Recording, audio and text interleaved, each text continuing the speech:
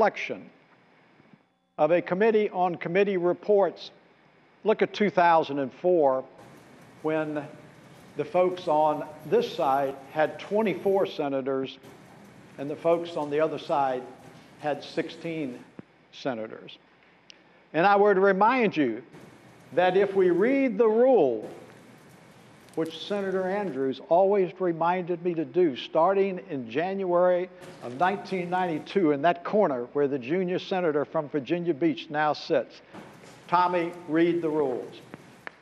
Actually, there is some reference in the rules to proportionality. And I suggest to you that the proportionality in this committee on committee reports is upside down by 6 or 7 positions. I ask you to contrast that with 2004, when we were at 24, where the committee on committees report was 2/3 of one position. 2/3 of one position that the Republicans took on the committee on committee reports.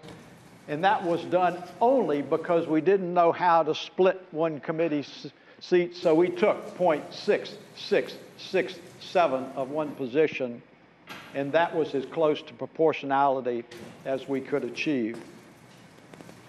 I am positively disappointed, but I have no choice, just as my friends on the other side of the aisle have had no choice in the past but to accept the rule of 21 in this body. And while out of pragmatism, I must accept it, it doesn't mean that I have completely absorbed it. It doesn't mean that I have completely digested it. And it doesn't mean that it will quickly vaporize from my memory. So I say to all here, we know this committee on committee reports will be adopted, but I suggest to you seizing 6 seats, disenfranchising from the Senate Finance Committee for the first time in the modern history of Virginia, the largest city in Virginia, is just not right.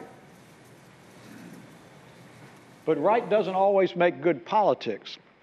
So I suggest to you that while I am positively disappointed, and I will accept it, it does seem a little counterintuitive to me to reach out and say, let's embrace on a bipartisan basis where we're going this year. And by the way, we're going to purloin 6 positions. Thank you, Mr. President. Thank you, Senator. Senator from Harrisonburg, Senator Obenshain. Mr. President, ladies and gentlemen of the Senate, first of all, I haven't been around here long enough to, speaking of the measure, Mr. President, I haven't been around here long enough to be able to cite a great deal of history. Senator Norment, senator from James City County, recites what happened in 2004, and I was a baby senator at that point in time, and I will recount something that the outside world probably didn't see, and certainly the members on the other side of the aisle didn't see.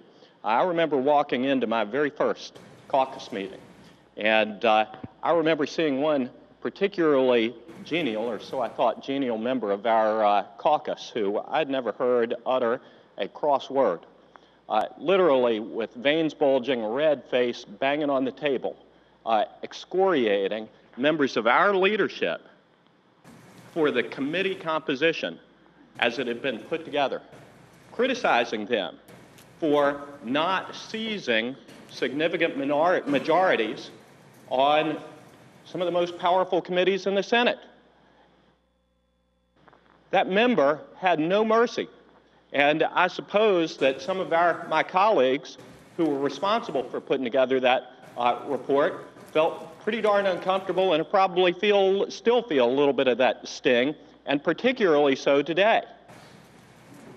I would point out that the response that they received, or that member received, was, you have to understand that these are the traditions of the Senate. These are the traditions that we were taught. Thank you, Mr. President. Mr. President, members of the Senate, I really I really had not intended on speaking today. When I was sitting over in seat number 40, and there were 30 Democrats in the body and 10 Republicans, oh, do I remember the phrase that the senator from Spotsylvania just cited as nearly as practicable.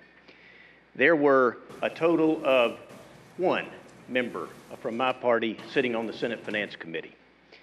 Then we hit new ground, and guess what? Guess how many members the Democrats put on the Senate Finance Committee that year? We had a whopping high water mark of 3. And Mr. President, that rule has been around for some time, and it's been used from time to time to the advantage, and pretty well to the advantage of the majority party. I would say today is more like the locust coming every 4 years, except this year it came just a touch early when we had to break committee assignments. My point, Mr. President, would be this. We are here to do the people of Virginia's job. And the first matter that we take up in a contested vote has to do with the dilution of the minority party's representation on one of the very important committees of this body, that being Senate Finance. The memory of some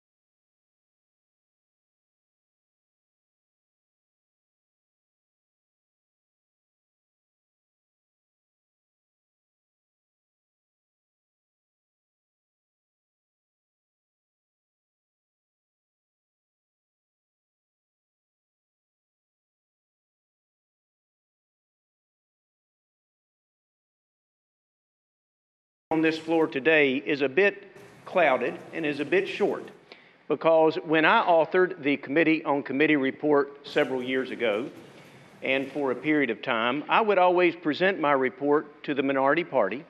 I would say, these are the vacancies that we have. Could you please get to me and tell me those members that you would like to see placed on those, and we would find a way to try and balance as best we could, albeit in some years it was not exactly even, as the senior senator from Fairfax indicated. But what some of the members from the majority didn't tell you today is they were hoping that some of their members perhaps would not go on the committee of that choice on that given day. The rule of as nearly as practicable is used many different ways, Mr. President. So I would say this, and I'm glad the President Pro Tem, Chairman of the Senate Finance Committee, is back in his seat, because my comments are very simple. We are here to do the people's work. Diluting one party's position on any committee is not what, in my mind, is what in the best interest for the people of Virginia. So we'll get through this report today. We will move on, but I hope that the majority will work with the minority in a manner that is fitting of this body, and that we can do the people's business in a timely manner, adjourn and go home. Thank you, Mr. President. Thank you, Senator. Senator from Chesterfield, Senator Martin.